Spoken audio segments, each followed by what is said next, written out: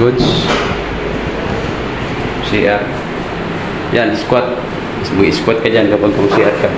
Kasi dito may bowl. May exhaust. Bye, good morning, bye.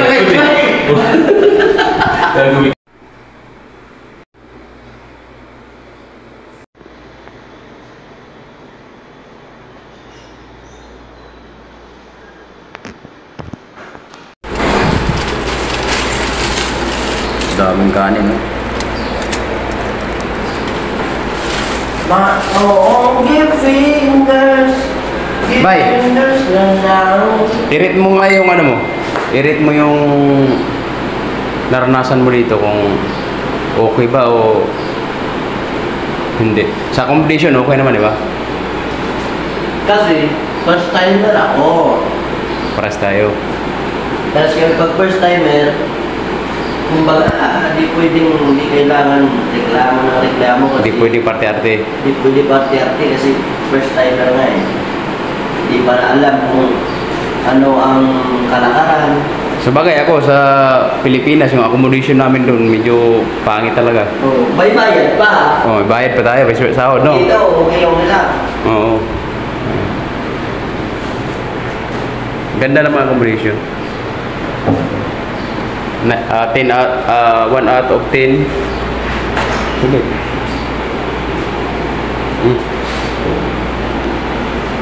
1 out of 10, 9. Puntahan natin CR nila.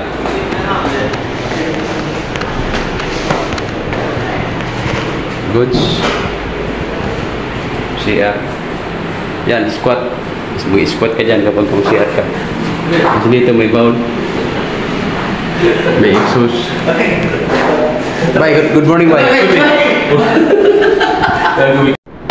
What's up? Good morning, magandang hapon, magandang gabi, no? Isa pa, gusto ko lang iklaro at saka alam ko maraming makaka-relate nito sa nangyari, no? Kahit na ganito yung sitwasyon namin, tambay o nakapinding muna at pansamantala. Kasi unang-una, inaasikaso pa namin yung aming ikama. Nakatapos lang. So marami pang proseso bago kami mag-umpisa sa aming trabaho, no? Iba naman kasi ang skilled worker kaysa household worker.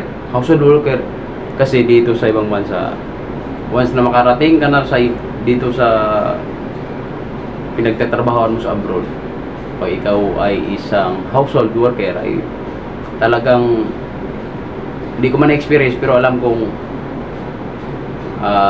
umpisa agad sa trabaho yan. Umpisa agad yung mga yan. Ang ano naman, mga skill dito, mga driver, basta kung ano-ano, ang dami pang proseso niyan bago makapag-umpisa sa araw ng trabaho nila.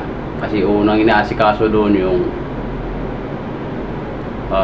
ikama. Number 1 yan, kasi hindi ka pwedeng pagala-gala dito sa ibang bansa na wala kang ikama.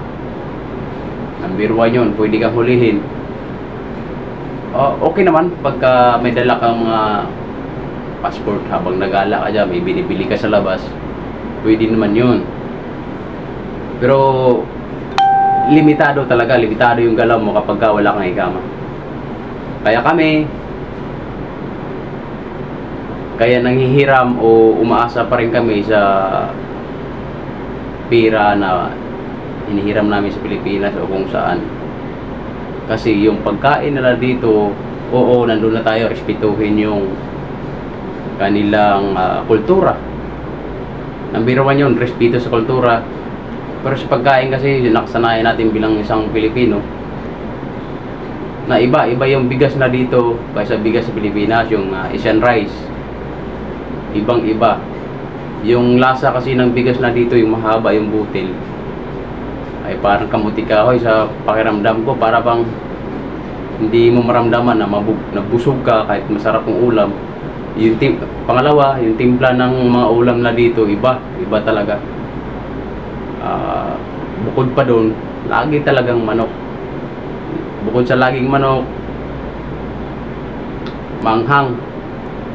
Kung may almoranas ka, panigurado magti-trigger yun na lalaki yung almoranas mo. Pero wala naman sa ganun yun. Kaya kani mga skilled na nandito ngayon sa ibang bansa ay naasa pa pansamantala sa padala ng mga kapatid, magulang o kung saan nanghihiram. Kasi nagsasarili kaming luto. Kasi kung aasa ka talaga sa kanilang rasyon ay wala. Kumbaga ay 2 times a day dumadating. Example, ang paumagahan nila dumadating alas 2. Tapos yung hapunan, kasi 2 beses lang hapunan, gabi na alas 8 or alas 7, alas 8, mga ganun. Kaya medyo mahirap.